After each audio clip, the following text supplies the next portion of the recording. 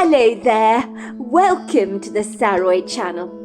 I'm champing at the bit with this last part of the story because I can't wait for Emily Riesling to find out the truth about her so-called boyfriend, Mr. Loveday.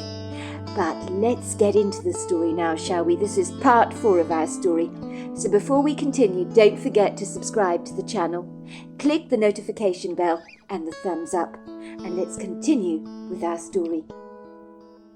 If that was not bad enough, Emily claimed that the dashing Mr. Loveday had been recently hinting about popping the question to her. She rocked up at work one day wearing a huge grin on her face that would quite literally have shamed a Cheshire cat. She was practically crippled by the weight of about a dozen wedding magazines that she was carrying on her person and brought into the surgery to read. If the couple were to get married, Mr. Loveday would be committing bigamy. Would he rarely go through with a wedding ceremony and inadvertently become married to 2 women at the same time? Did he actually think he could get away with it? I had heard of such things before, men juggling 2 lives with 2 wives and 2 separate families, and none of them knowing about each other. When Philip and I get married, Emily had told me, we want to make it very private, a discreet affair. We'll only invite a few people. We thought we'd do something insanely romantic, like getting married on a beach in Hawaii. What do you think about that, Mrs. Thomas? To all intents and purposes, even though Emily and I were reasonably close, she had never taken to calling me Candace, proclaiming she preferred to call me Mrs. Thomas. Well, I said, biting my lip awkwardly, it sounds lovely, dear. Emily's eyes lit up like a Christmas tree. I'm so glad you said that, Mrs. Thomas. You'll be my matron of honour at my wedding, and I'll get you the most perfect outfit to wear on the day. Sounds wonderful, my dear. Very kind of you to ask me. But succinctly, am I not a little bit long in the tooth to become a matron of honour at your wedding? Oh, Mrs. Thomas, you're terribly funny, laughed Emily. Honestly, I think I can decide who I want to be my matron of honour at my wedding, don't you? Age has got nothing to do with it anyway. Did you know that today's 60 is the new 40? Well, I'd be very honoured, my dear. But aren't you being a bit premature in your planning? I mean, Philip has not even asked you to marry him yet, has he? Oh, Mrs. Thomas, you are the end. You're so dreadfully old-fashioned. For your information, people often live together before they get married. It's the modern way. Do you really think Philip would bought a house for the both of us if he didn't intend to marry me? Moreover, Mrs. Thomas, a man's wallet reveals his intentions very clearly. Philip magnanimously spent far too much on me for me not to be a long-term investment in his life. Besides, he's been dropping hints about marriage like bombs over the country of Malta in World War II. You do know Malta was the most bombed country back then, Mrs. Thomas? No, I didn't, as it happened, I admitted. You learn something new every day. But I still say it's not good to be too presumptuous about these things, I had said coyly. I'm not being presumptuous, Mrs. Thomas. I'm quietly optimistic, that's all. And I believe Philip and I will be tying the knot shortly. As I stood there anchored to the spot behind the trees in the Marianto woodgrove, I knew I could not allow this to happen. The Marianto's prepossessing house was nestled in an open clearing in the woods, surrounded by a gorgeous courtyard with a rose garden on one side and vegetable beds on another, where Mr. Marianto was industriously working away at the ground with his trowel. He appeared to be laying down what looked like tomato seedlings, teasing the ground gently with great attention to detail, as he smoothed the ground around each plant. I'd noticed very often he'd look up and stare at the woods, as if looking for something. Did he know I was actually there, I wondered? Surely not. Could he sense I was actually watching him? I'd better get out of here quickly, before I gave myself away. In a trice my engagement was distracted. Several pebbles were flung at me. The voice I'd heard in my head moments before interrupted my train of thought. Are you at least going to try and find me? Or have you given up even bothering to look for me? Most people give up because I'm impossible to find. I can hide in plain sight, and you still will not see me. You will leave the woods today, wondering who I am, who spoke to you, and you will never know. and in your case it will likely irk you." What the hell, I thought. The puckishly frolicsome voice was toying with me yet again. I stood up and surveyed the trees around me. Something was there, and whoever it was, they were having fun at my expense. I may not be looking for a fictitious cat called Cheese, but I was certainly looking for the owner of the voice that had spoken to me in my head. I've always been one of those people governed by an unquenchable curiosity. Growing up, my father would always remind me that curiosity killed the cat, but would I listen? Absolutely not. As a result, I got myself into all kinds of precarious scrapes. I remember climbing the neighbour's wall once to eavesdrop on what they were arguing about. I clandestinely snuck into their yard, hiding carefully behind a large flowering hedge, listening in to their argument. They were sitting comfortably together on a wraparound porch, enjoying an evening's cocktail together, while watching the sun set over the valley. They were getting caught up in a heated altercation over what breed of dog to purchase, and they could not agree on the matter. Mrs. Vinestable liked Yorkshire Terriers, but her husband claimed that they had a small dog mentality, and were snappy and barked incessantly at the best of times.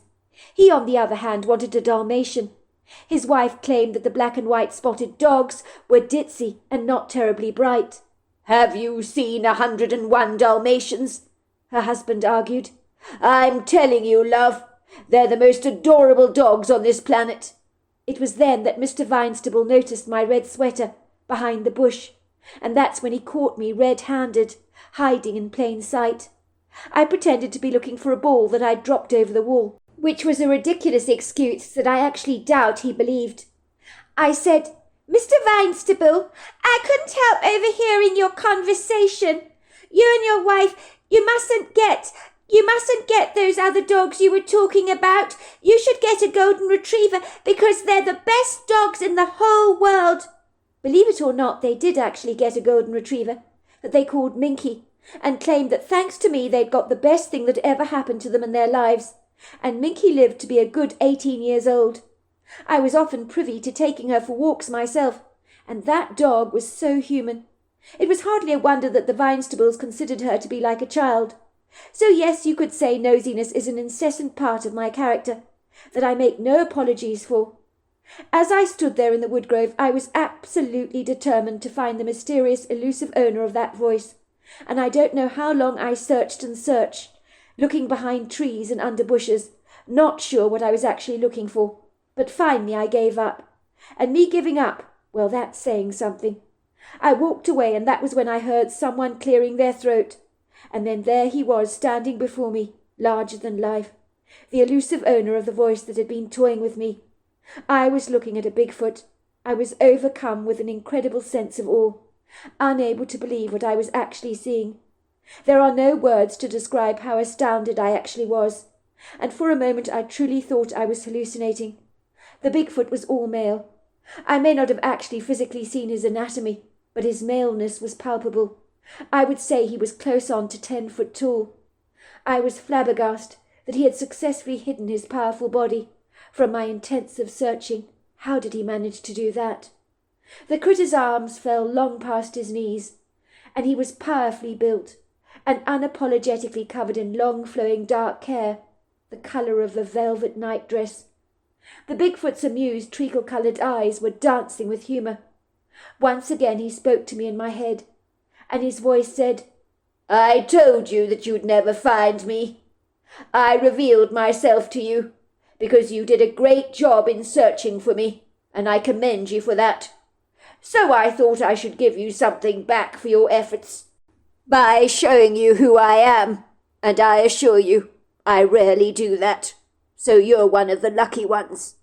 "Are you for real?" I asked him. "Or is this a dream?"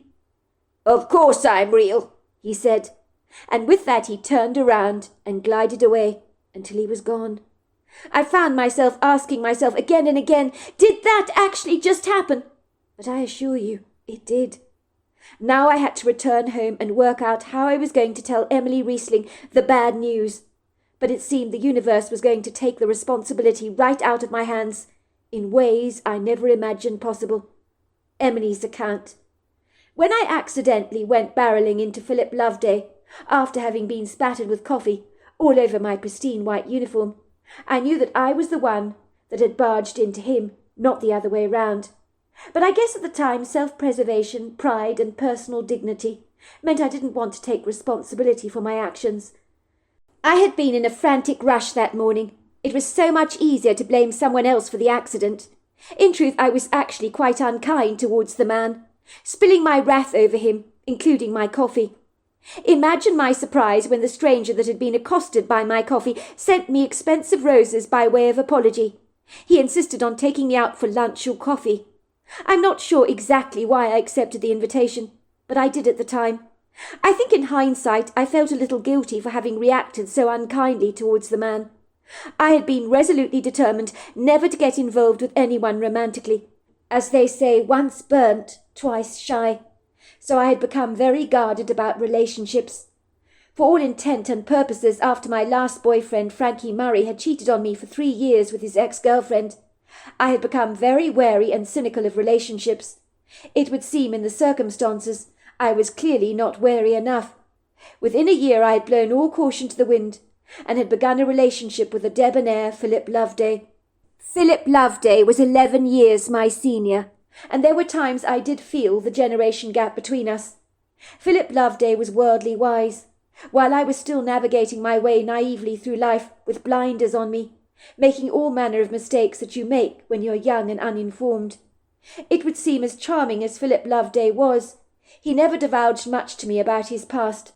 I pretended to be nonchalant about it all, but I will admit, underneath the layers of my apparent insouciance, it bothered me significantly that I knew so little about the man. My mother kept telling me how charming Philip Loveday was, that I should not be concerning myself with the past, but looking towards the bright future that lay ahead of me. She believed Philip Loveday had had it hard growing up as an orphan, being flung from one foster home to another. "I wouldn't be so hard on him, my dear, if I were you. You can see Philip is an absolute gentleman. He clearly didn't have it easy growing up. You should make allowances for him. The man has absolutely no family to speak of, and in the circumstances it must be difficult for him to trust people at all. I suspect he doesn't like to talk about his past. It upsets him greatly, and you can't blame him for that, can you, my dear?" "But, Mum, why doesn't he have any friends? Why doesn't he want to talk about his job, working for that carpet company in Nevada? He doesn't like me to phone him when he's at work. Don't you think that's a tad odd?" "Of course it's not odd, my dear. You're being cynical after your relationship with Freddie Murray, which makes you naturally suspicious. You were unlucky with him, that's all. But not all men are like Freddie Murray, you know. I think the reason Philip Loveday doesn't want to talk to you when he's at work is because he's got a lot of work to do and he doesn't want to be interrupted. You'd feel the same in your job if he interrupted you while you were in the middle of your dental procedures. Surely you can understand that." "I suppose I do," I admitted. "Well, there you go then. As for Philip having few friends, well, that's inevitable, isn't it, given his background? Besides, I remember reading somewhere that incredibly clever people don't make lots of friends, and that explains a lot in my opinion. Your Philip is as bright as a button as far as I'm concerned." I wanted to believe my mother was right. I really did. But she was more whimsically naive than I actually was, after having lived a very sheltered life growing up in Tennessee. I will boldly admit I was so blindly in love with Philip Loveday, who had swept me off my feet, that after a while I refused to see what was staring me blindly in the face. Philip would spend 4 days away from home in Nevada, and I was never sure what hotel he'd be checking into, as it varied from one week to the next. Well, that's what he told me. So he'd get in touch with me himself, not the other way round. Mrs. Thomas had become like a second mother to me at work. She didn't like Philip Loveday from the get-go. Well, after she met him, that is. She had grave misgivings about the man, and was highly suspicious of my boyfriend working away from home 4 days a week.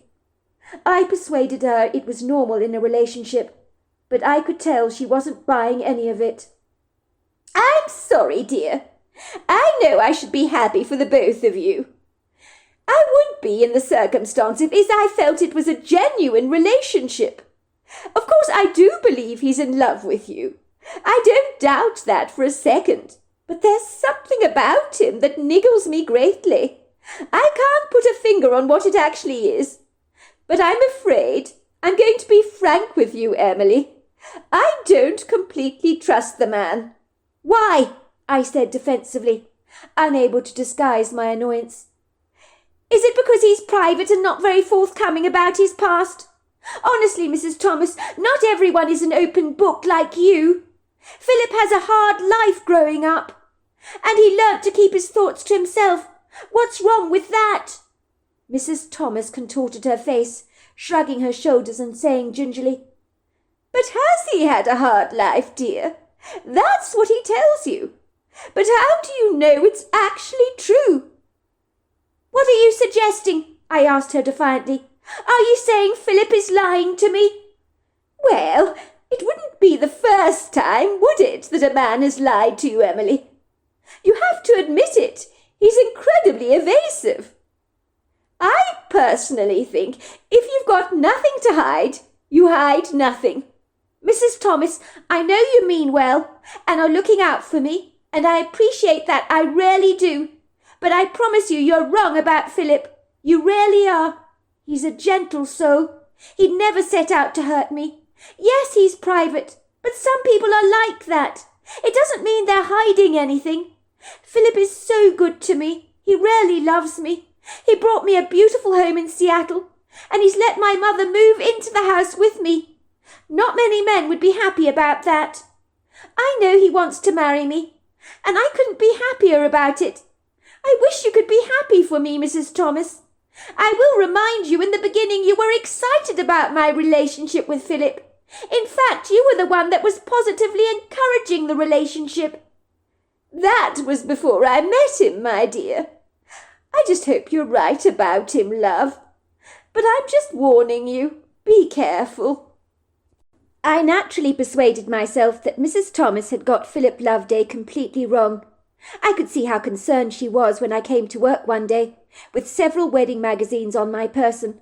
She was even more astounded when I prematurely asked her to be my matron of honour at the wedding, before Philip had actually proposed to me.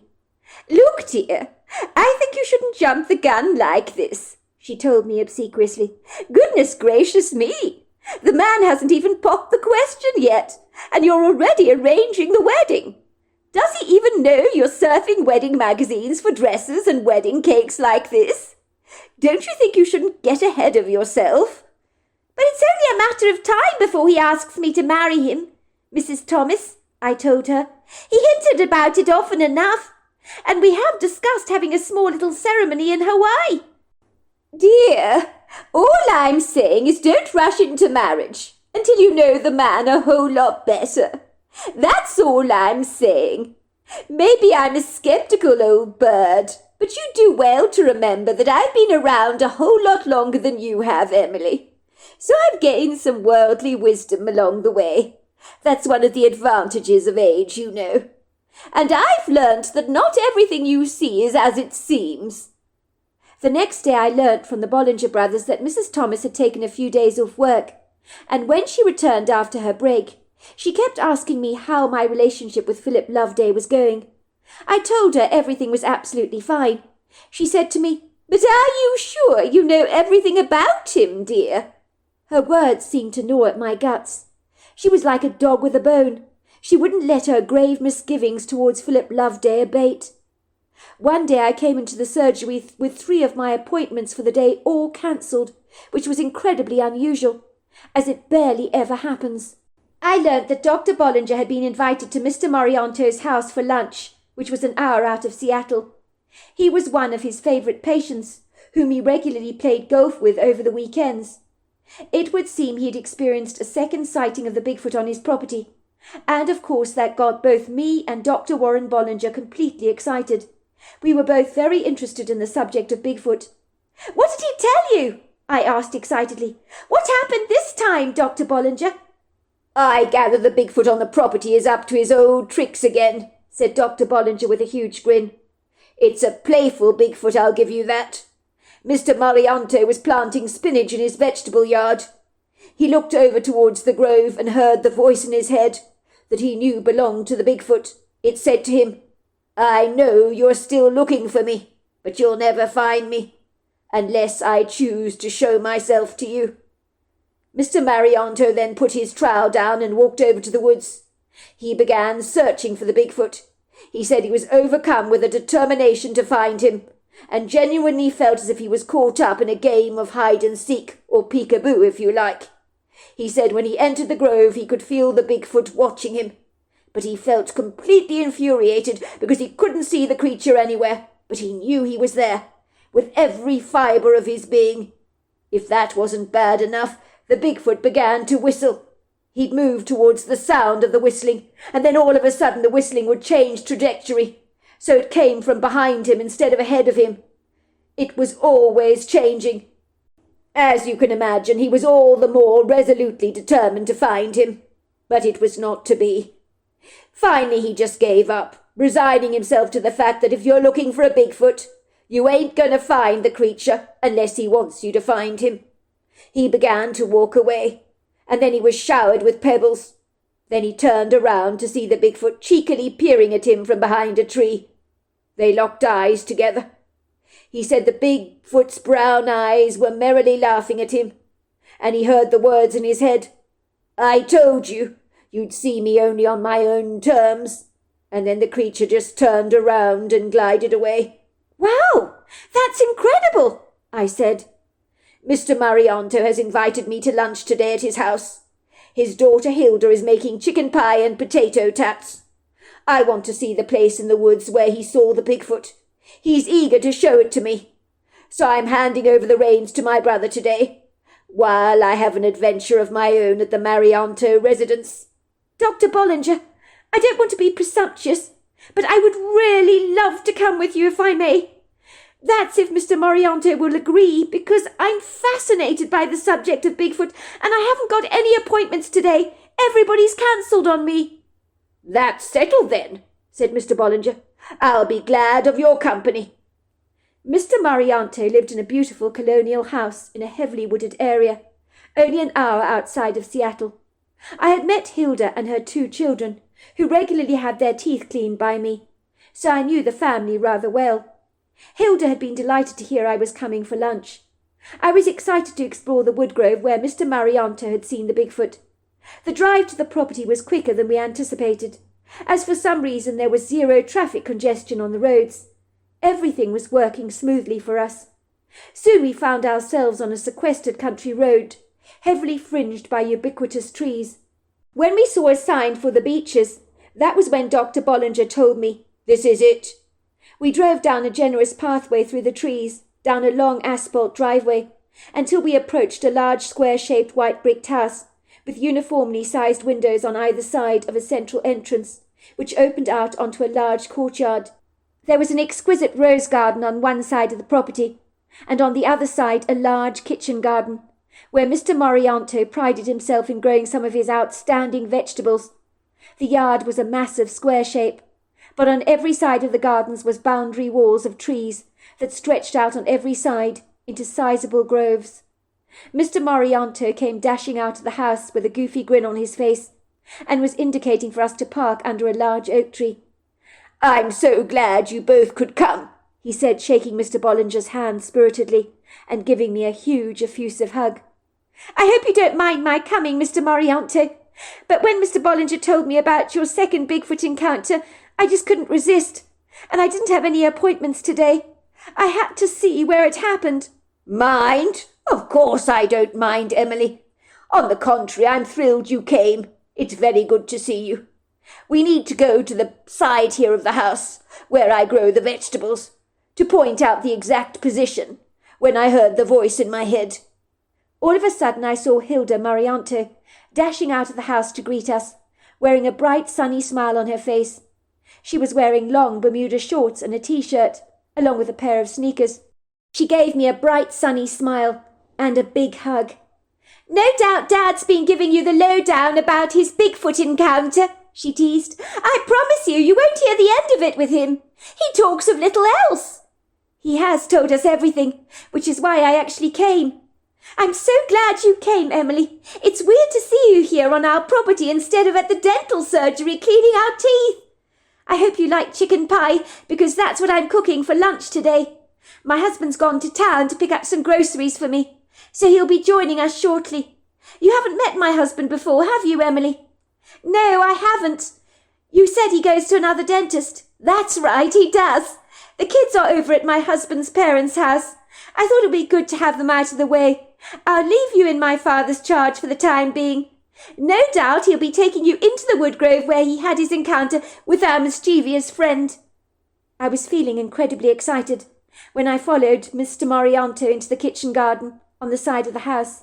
It was spectacular, as Mr. Marianto had divided the beds with rocks and was growing an abundance of different vegetables, from pumpkins to swedes, lettuces, tomatoes, cucumber and spinach. It was an impressive collection of vegetables. Mr. Marianto proceeded to take us into the woods, to show us the spot where he'd seen the Bigfoot. The wood grove was magnificently beautiful, with insects bobbing happily over shade-loving flowers. There were pretty shrubs everywhere, and large verdant ferns that hugged the forest floor. Mr. Bollinger began to whack the trees with a piece of timber 2 or 3 times, hoping that the woodknocks would receive a response, but nothing happened, which was rather disappointing. As we ambled through the trees, I got prickles running down my spine. I knew we were being watched. I hurriedly turned around to examine Dr. Bollinger and Mr. Marianto, to see how they were reacting, and both of them had clearly felt the presence of the Bigfoot. He's definitely here, whispered Dr. Bollinger excitedly. I think he's watching us, and I also believe he knows we're looking for him. I think he's going to enjoy this, given his favourite game is peekaboo. It was then that I got the idea to whistle, so I began to whistle a tune that my father had taught me as a girl. The song was Don't Worry, Be Happy by Bobby McFerrin. I remember after I whistled the tune, I kid you not, moments later the exact tune of Bobby McFerrin's was being played back to us. We were confounded. I whistled another tune. This time it was The Two of Us by the Beatles, and once again the song was whistled back in the identical tune. How does that even happen? We never saw the Bigfoot, but we felt satisfied that indirectly we'd enjoyed an encounter of sorts. When we returned from the grove back to the house to enjoy lunch, Hilda had laid a spectacular spread for us on the kitchen table of chicken pie and tater tots, and we were happily eating lunch, talking excitedly about our strange experience in the grove, when all of a sudden we heard a car tyres rolling down the drive. "Oh, the elusive Scarlet Pimpernel has finally returned," said Hilda, chuckling. "You think Bigfoot is elusive? You've got to meet my husband Philip. Thank God he's back. At least, Dr. Bollinger, you'll finally get to meet my husband. And you too, Emily. I told him I was inviting friends over, she told us." I heard boots in the hallway, and then they moved towards the kitchen. And then the man that entered the kitchen was no other than my boyfriend, Philip Loveday. I was completely astounded. What was Philip doing here in the Marianto kitchen? Then it hit me like a brick over the head. Hilda's elusive husband was Philip Loveday. In that moment I thought my whole world had fallen apart. "Sorry, darling, about being so dreadfully late," he said, moving over to Hilda to kiss her tenderly on the cheek. At this point he didn't notice me. "I'm afraid I got held up, but I'm here now. Better late than never, as they say. I'm glad to see you've started without me. I'd have hated for the food to get cold while you waited." "Well, we didn't, I'm glad to tell you. But I have left your food in the oven for you. Sweetheart," said Hilda, "I'd like you to meet Dr. Bollinger. He's my dentist. And this is our dental hygienist, Emily Riesling." When Philip saw me, our eyes met, and I wanted the ground to swallow me whole. Philip was so confounded to see me sitting around the lunch table that all the colour drained from his face, and he looked like a deer that had been caught in headlights. He went as white as a sheet.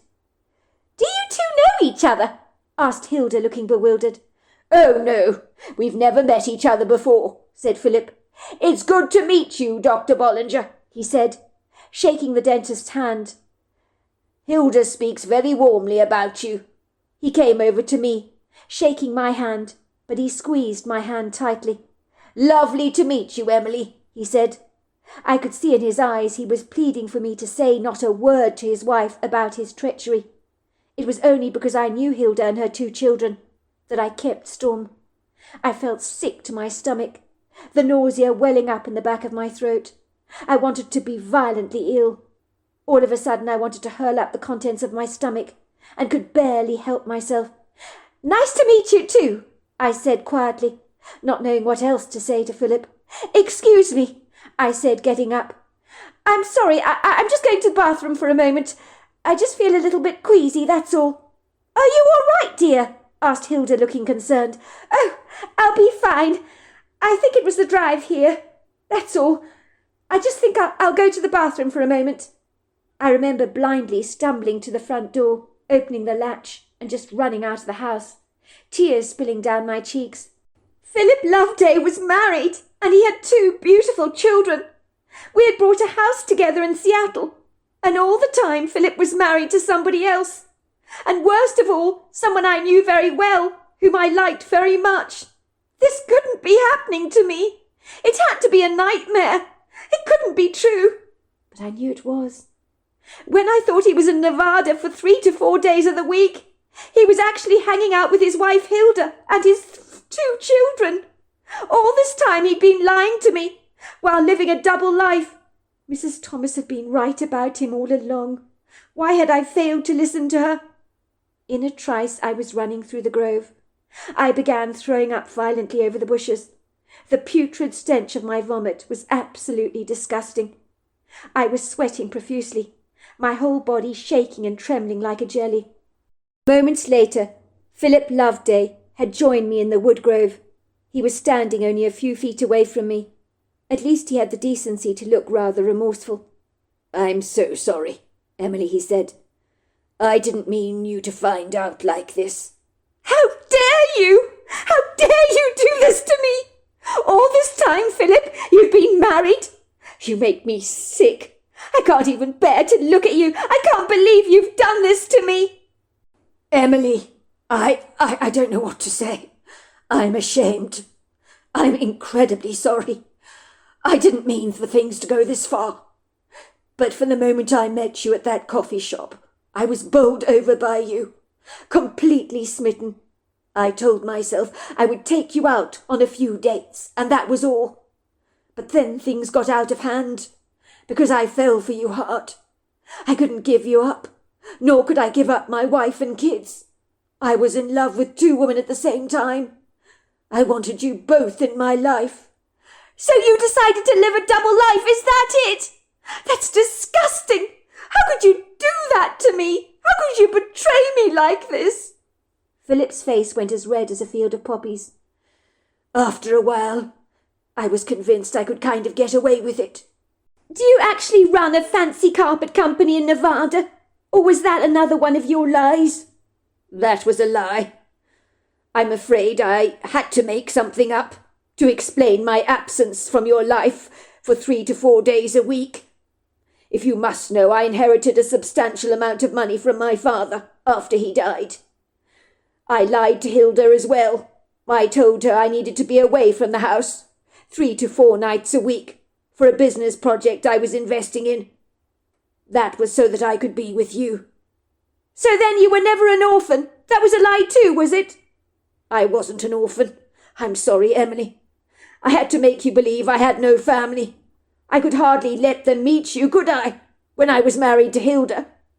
And I also maintained I was an orphan so that it would explain why I didn't have any friends."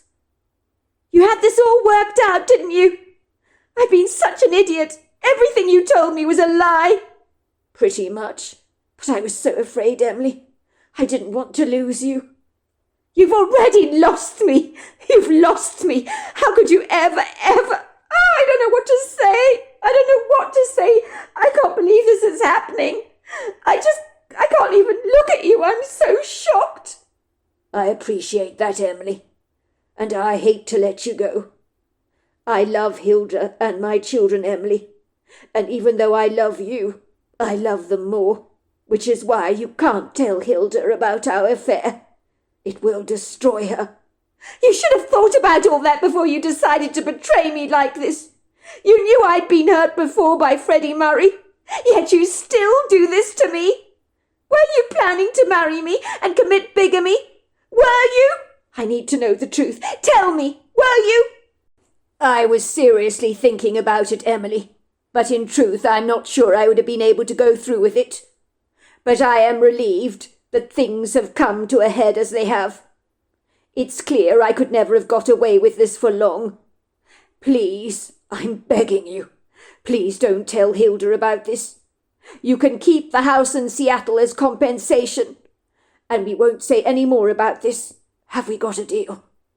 I couldn't believe how Philip was treating his affair with me as another business transaction, and was buying my silence by giving me the Seattle home. But the only reason I ultimately accepted his deal was because I didn't want Hilda or her children to get hurt. All right, I agree. I won't say anything, but this doesn't make it all right. What you did is disgusting, Philip Loveday. You should be ashamed of yourself. I can't believe people like you exist, hurting people like this. You've got no excuse for what you did. I'm sorry, Emily, that it's come to this. I'll see you back in the house for lunch. I'll leave you here for a second to just calm down. I told everyone I was checking on you. I'll be there in a minute, I assured him.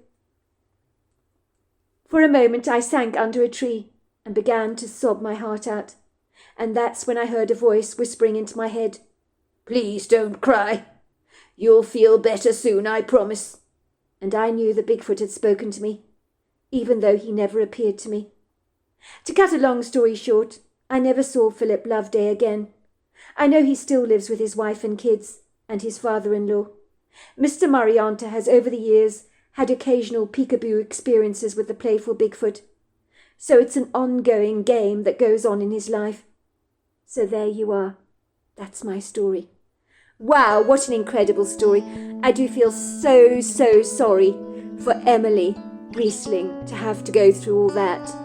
To not know that the man that she's fallen madly in love with is married to somebody else, and is leading her on like that after having been hurt so much by her former boyfriend. And as for Philip Loveday, well, Mrs. Thomas had him all figured out. And let's just say, a Bigfoot that enjoys playing peekaboo, well, it doesn't get better than that, does it? Until next time, goodbye and good night.